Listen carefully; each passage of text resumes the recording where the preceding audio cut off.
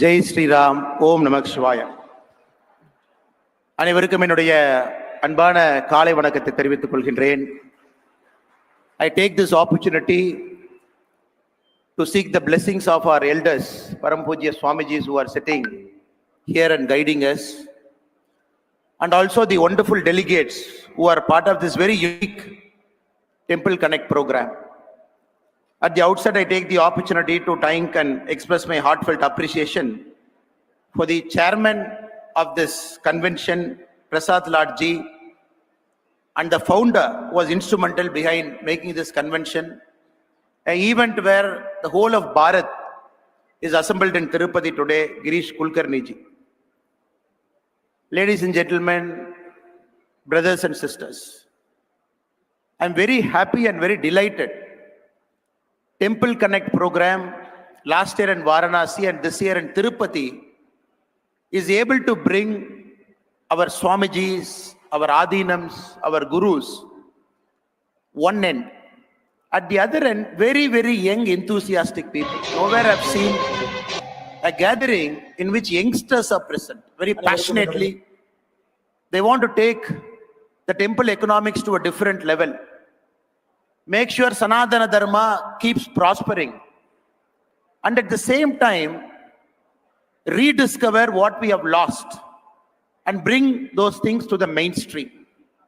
At the same time, on the other end, we have our elders who are guiding us, helping us to rediscover what we have lost over the last 250 years, trying to bring it back to the mainstream. That is why this gathering is very unique.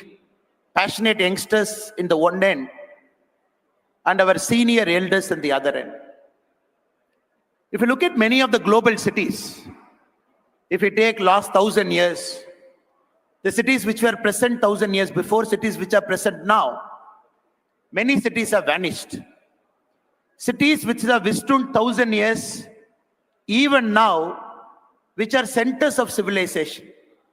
If you take cities like Varanasi, cities like Madurai, cities like Ujjain, cities like Pushkar, if you take some of the cities, very clearly we can find cities which should withstand the ravages of time, which are standing for the last 1,000 years. Very clearly we can connect all those cities are temple cities. Only temple cities are eternal cities. They're there for a long, long time. Other day I was reading an article by a temple researcher called Sandeep Singh Ji. I think today or tomorrow is also talking here. He has gone through some of the American cities. Cities like Detroit, around World War II, which were the cradles of automobile manufacturing. It lost 25% of its population between 2000 and 2010. Those cities are fast coming down. At one point of time, big cities. Even now in India, some cities are called Detroit of India. If you go to Coimbatore, a city in which I'm living now, they say Coimbatore is Detroit of South India. But if you look at the status of Detroit, it is fast vanishing. Cities like Atlantic City, which is known for its gambling and which is known for its entertainment industry, it is one of the top 10 dying cities in US. It is the 9th out of 10 dying city. So cities which made a name in some sector, some industry, it is all fast going down. But cities which are eternal are our cities in which a temple is the fulcrum of that city. Very clearly from history we can understand. That is why this convention is very important, because we are trying to find a common denominator that is connecting all the temple cities. We are using the word called temple economics. We have heard a lot of economic theory. What is the temple economics? How can temple be the fulcrum of generating economic activity around that area? And more importantly, drive Bharat's growth. We are standing in this very, very holy Tirupati. We are all sitting at the feet of Lord Venkateshwara. This is not a very ordinary temple, not a very ordinary city. This temple is alone worth, if Tirupati Devasthanam is listing in the Indian stock market, its valuation will be 2.5 lakh crore. That will be the valuation of the Tirupati temple. And people have calculated the valuation by using smart metrics. This temple has got close to 10 tons of gold in the bank, 2.5 tons of gold as ornaments, 16,000 crore as bank deposit, 960 properties across India, Bharat. If somebody is doing a smart valuation, it comes to close to 2.5 lakh crore as market cap. To compare Tirupati Devasthanam to some of the large multinational companies in the world, a company like Nestle, a multinational company more than 100 years old, Nestle is around 2,10,000 crore market cap. If you look some of the big oil companies in India, like ONGC, it is around 1.6 lakh crore. Maybe there is something right Tirupati has done. There is something right that is happening in the Tirupati Devasthanam, which was formed by an act in 1932, which underwent some changes. There is a semblance of government control. At the same time, there is a freedom and autonomy also in the board, which has made Tirupati to be a temple in the last 100 years, especially after 1932, to reach this position, to reach this preeminent position. Nowhere in the world we can boast these numbers. Vatican City has seen 90 lakh people visiting it last year. Mecca, Saudi Arabia, 2 crore visited. The city where we are now, Tirupati, it had 3 crore people visiting it last year. One temple, one city had 3 crore people. Again, if somebody is getting into the economics behind Tirupati, of course, temple is big. Of course, Lord Venkateshwara is blessing us. There is a big market cap. There is a huge amount of money. Whether it is trickling down, Harvard has done a study understanding with respect to Tirupati, what is the market forces that is shaping up the city. If somebody has got the time, if you're looking at the Tirupati city per se, the employment that is getting generated, 38% of employment in Tirupati city is more on the trade, and transportation. It is all linked to the temple economy. 19% is closely linked to food manufacturing, value addition in the food industry. Everything, if you see, this temple, the whole district, the whole ecosystem around this place is connected to the offerings and service of God, which creates millions and millions of employment generation. Unfortunately, in our country, after 1947, for a long time, the Marxist concept of history, it always felt temples are a waste. It always felt temples are a wastage because some old kings who did not have any job, just to create labor and employment, they built temples. That is a Marxist version of history that was prevalent in our country for a long, long time. When we talk about Ayodhya, where Lord Ram is majestically back there, and even now in our country, the debate is, what is the point of spending so much money? Who spent that money? Whether it is worth it? In states like Tamilnadu, even people sitting in government will say, government of India is wasting so much money in Ayodhya. That is a narrative they try to set. But for common people like you and me, we understand what Ayodhya is trying to do. 85,000 crore investment going to happen in the next 10 years. Crores of people visiting. The kind of economic activity Ayodhya is generating, it is going to have a trickle-down economics to the last person. The person who is involved in the flower business, the person who is assembling the flower, right from agarbatti, right from the puja saman, right from the manufacturing. It is going to create a huge ecosystem that is going to be built around temple economics. The last 10 years, we can confidently say, from Kasi to Ujjain to Ayodhya to Puri Jagannathar. Now, if you look at all the places with the modernization, the money that is getting invested, we are seeing straight away a 20% jump of tourists who want to go there. That is very, very important in our country. We are seeing this rebirth of temple economics. We are seeing this rebirth of common people going to a center of worship, which was standing there for 1,000 years. But maybe in the last 250 years, they never had the opportunity to go and see this pristine place. Now, since it is happening, a new kind of market forces operate. If we wait for another 5-10 years, we can clearly bring out papers. On Kashi Vishwanatha temple, we can clearly bring out papers to say what the temple is, how many people visited, the trickle-down economics, how many people getting benefited, the total footfall. Again for temple in Ujjayi we can bring, again for Ayodhya we can bring, again for Puri Jagannathar temple we can. That is why I'm very happy. This convention is acting as a catalyst, bringing all the eminent people across India, ideating, generating knowledge, trying to create a common platform where all of us together we can come, we can talk about how in the future temple can drive the economics of Bharat 25 years from now. Because I'm very, very confident Bharat has got 35 lakh temples, big and small. If I'm talking about my own state, Tamilnadu has got 79,000 temples, 44,121 temples are under the direct control of Hrnce. We have 604 temples that are more than 1,000 years old. But the temples in Tamil Nadu are an entirely different story. If anybody is having an interest, if they try to understand what is happening in Tamil Nadu, what is happening in temples in Tamil Nadu, Hrnce, it is all in shambles. 604 temples more than 1,000 years old, but many people might not even know the names of more than 10. Hrnce, which came in 1925, the current Dravidian party, the previous Avatar Justice Party, the only aim was to throttle. The only aim was to take the spiritual base out of Tamil Nadu.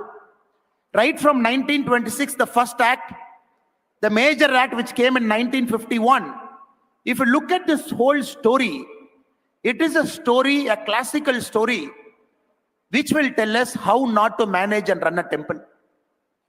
A beautiful state, a spiritual state like Tamil Nadu, where the state government has appointed endowment officers illegally, EOs, who control even how puja should be done, who control right up to the puja articles purchase, who without any training try to repair temples which are 1,000 years old by a cement and mortar, without even having an idea the kind of damage they are doing to a historic place.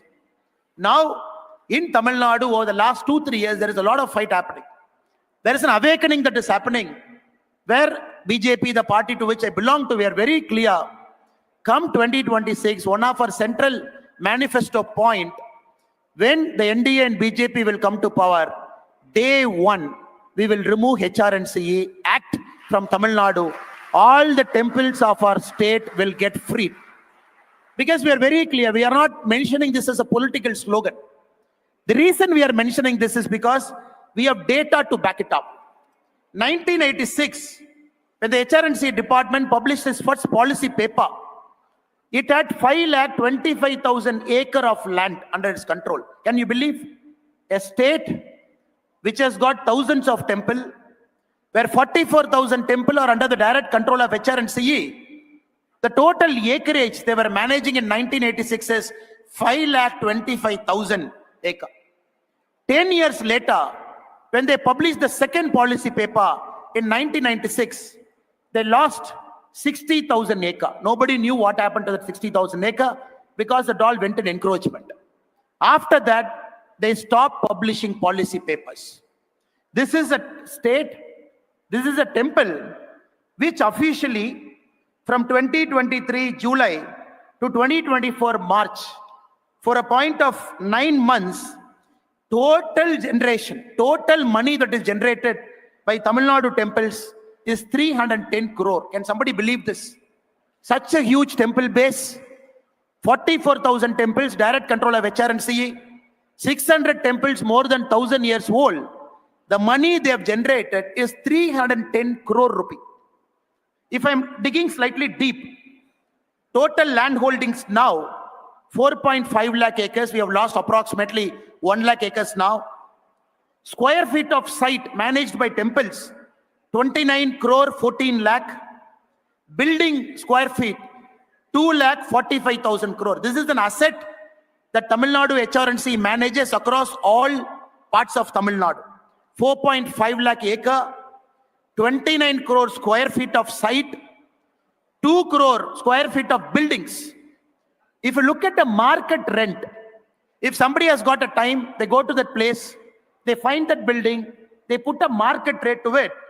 As per our calculation, every year, bare minimum, they should generate 8,000 crore every year, bare minimum.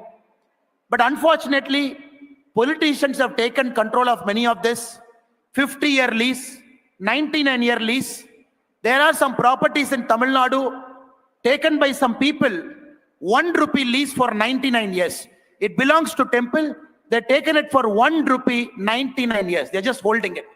So that is why the revenue that is shown is just a matter of 300 crore, which is the official document they have published for 9 months.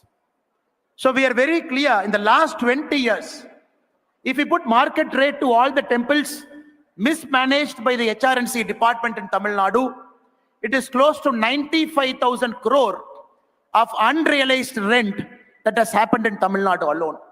This could have funded our midday meal schemes for the last 20 years. This is the biggest problem.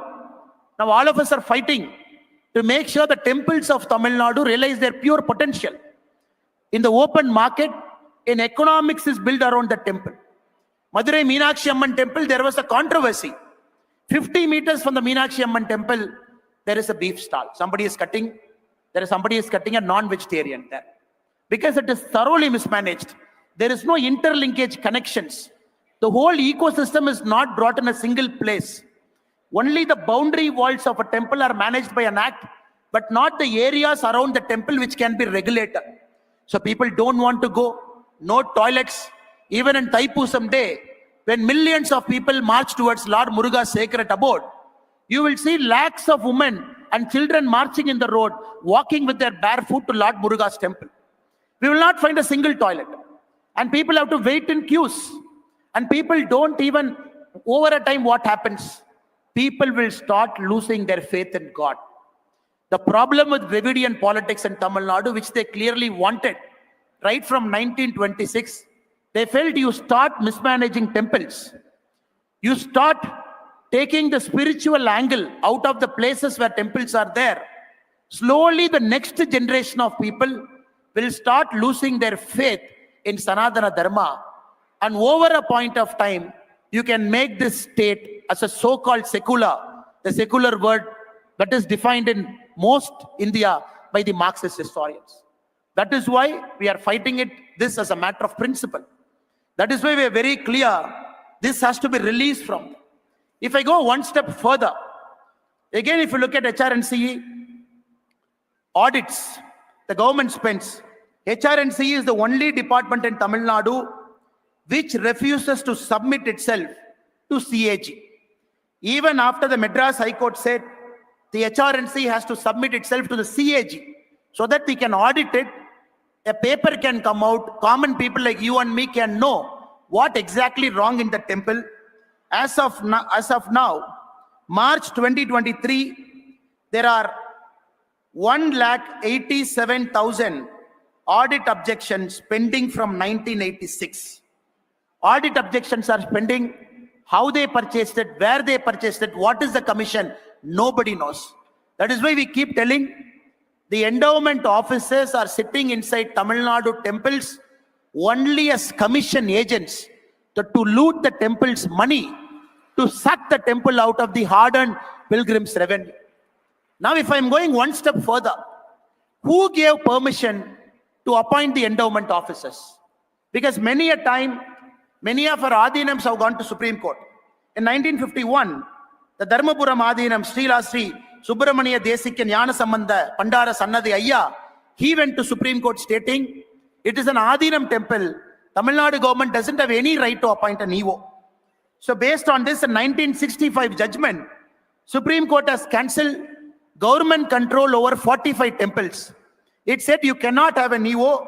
These temples are something like Madurai Meenakshi Amman temple, Srirangam Rangaratha Swami temple, Tiruvannamalai Arunachala Swami temple, Tiruchendur Subramaniya Swami temple. Again, the Tamil Nadu government committed a fraud. In 1965, the same year after the Supreme Court judgment came, they added section 75A, B and C in the act to say, okay, the Supreme Court has given a judgment, we can't immediately come out, we will hold it for 1 more year, After 1 year, the government will come. At the same time, the law says, if there is any fight that is happening in the temple, if anybody can come and give a complaint to Hrnce department, Hrnce department has got the right to appoint an EO for 5 years. Now, based on this fraud, they keep appointing EOs, and that is why recently when somebody went to the court to ask for the appointment letters of all the executive officers in Tamilnadu, Hrnce says we have 600 EO. They couldn't produce appointment letters for 450 executive officers. So it is a constitutional fraud that is happening in the state of Tamil Nadu by the Hrnce department, where 450 executive officers are illegally appointed without paper, because whenever the court is asking, they'll always find a way. If common man like you and me, we go to the court for a particular temple, fight it out, then the Hrnce lawyer, he comes with a 20,000-page document. They will bury you in paperwork. A common man, a temple administrator, a private temple guy, an adinam has to fight it again and again and again. It will drag for 1, 2, 3, 4, 5, 6, 10 years. That is why many of the temples in Tamil Nadu are dragged in court cases where the Hrnce has buried them in pages and pages of documents. So though it is an opportunity for me in this platform to talk about the vision that we have for Tamil Nadu, at the same time I'm talking about the lacuna and the problems that the state is currently having. That is why we are very, very clear. Day one, when Lord Venkateshwara gives us the opportunity for NDA to come to power, we want to remove this illegal act and free all the 44,121 temples free from Hrnce. Then just imagine the kind of temple economics we will be able to generate. The money that temples can generate, temples with the money in Tamil Nadu, the kind of hundi collection that happens, it can run all the government schools around the temple, it can run. It can take care of all the civic infra of that particular city. It can run engineering schools. It can also run centers of excellence for science. That is the kind of revenue, even at the mismanaged level, Tamil Nadu temples are able to generate. That is why it is so heartening for us to see when there is an Ayodhya, temple economics wise, when it makes sense. When Kashi Vishwanatha temple, temple economics wise, when it makes sense. When Ujjain, temple economics wise, when it makes sense. It gives a lot of confidence for a common man. Even 70, 80 years of Dravidian political brainwashing, they will get that confidence seeing every time somebody travels to Kumbh Mela. Every time they see the meticulous organization that is happening. Every time they see 60, 70 crores of people coming there, very peacefully going out. Every time when people see that, their faith on Sanatana Dharma, especially for the youngsters, will keep increasing. Because it is very important in this age and time where everything is questioned. For everything, people want a science rationality. Seeing is believing. Seeing is believing. Only when people go and see how temples are beautifully managed, no semblance of VIP control, everybody treated fairly and equally, everybody standing in the queue even for 30 minutes, but somebody not bypassing the queue simply because he's a VIP, then it reinstills a lot of faith in Sanatana Dharma that everybody is treated equally and everybody will go there equally. The second one, I think it is also important, a conscious call for Sanatana Dharma to gain more deep roots into anybody who is criticizing us. Not only we do a temple economics, but also the concept of Dharma, we bring it back. In the sense, no VIP culture. All temples should be riddled, should be free of the VIP culture that is prevalent in many of the temples, where a common man comes, waits in the queue, but there is a certain class of people who got the privilege to go there, do the darshan and come out. I think that is also something which, as a person, I believe that is very, very important for us to get connected with the youngsters so that they know everybody is treated fairly and equal. So these are the small things at a conscious level we can start doing. And more importantly, in Tamil Nadu, if you look at the age-old Dharmanomics, right from Rajaraja Cholan's period, Chola period, if I'm again going thousands of years back, right from the Brihadeeswara temple, the whole temple is not only grandly constructed, but also a system was put in place by the Cholas to make sure the temple economics goes down deep. Even for the fuel which is needed for lighting up the lamp, Even for the ghee that is needed, they went to such meticulous level to decide if there is a poor family of that area, 6 sheep will be given to them, and the ghee that is coming from that sheep will be used in the temple. And once the sheep gives birth to their offspring, they have gone to that detailing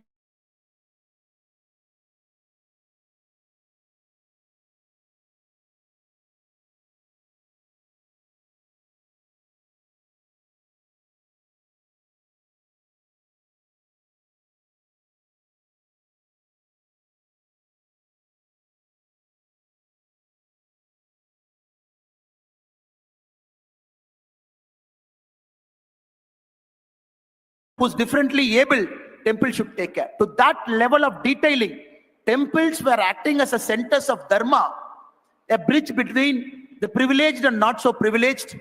That point of time, we didn't have a law. It is all inscribed in stone, so that none of us can deviate from what is there.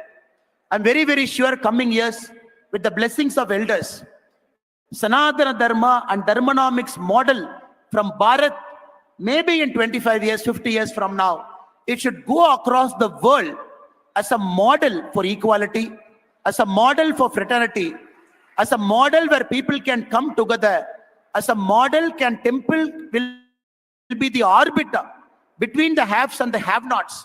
So there is no underestimate in any parts of the world.